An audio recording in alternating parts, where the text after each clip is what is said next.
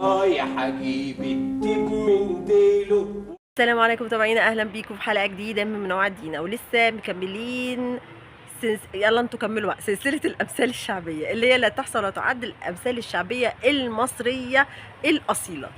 النهارده جبت لكم حاجه احنا دايما بنسمعها وخدناها من فؤاد المهندس، كان بيغنيها لبنته، كانت تقول له راح فين يا بابا او خليك او حاجه زي كده، فبقول لها راح اجيب الديب من ديله.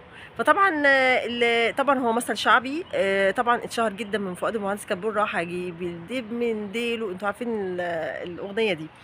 فطيب الديب من ديله دي هي حقيقه ولا خيال؟ وهي اصلها منين وجبناها منين؟ خليكم معايا لاخر الفيديو.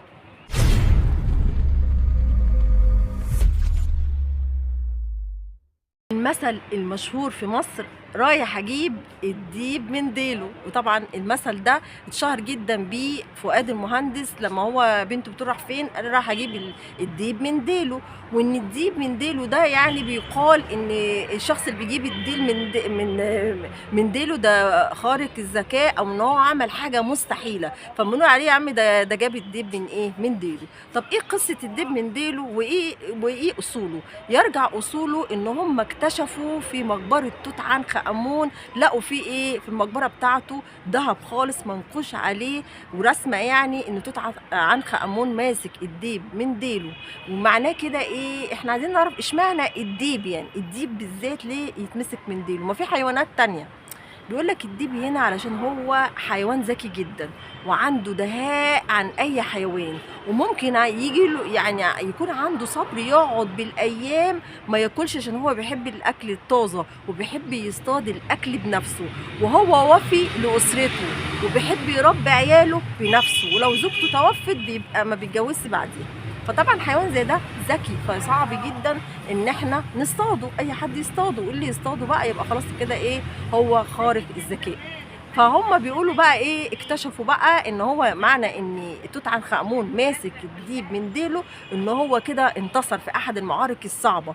اكتشفوا كمان في مقبرته 8 دروع اللي هي الحربيه منقوش عليها او فيها رسومات شمس باجنحه. الشمس ده بتحمي توت عنخ امون. توت عنخ امون معاه السيف بايده والايد التانيه معاه الديب من ديله، وهو معنى كده ان هو معنى ان ده رمز ان هو انتصر في احد المعارك الصعبه جدا.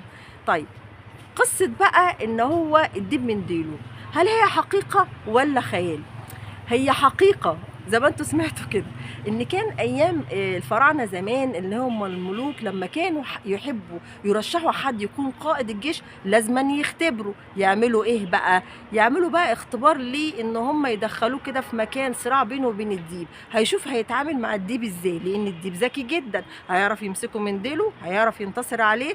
فلو اللي هو مترشح هيكون قائد الجيش لو قدر ان هو بذكائه ان يمسك الديب من ديله، يبقى ده بقى ايه؟ ده اللي هيبقى قائد الجيش اللي يمسك مصر. بس كده.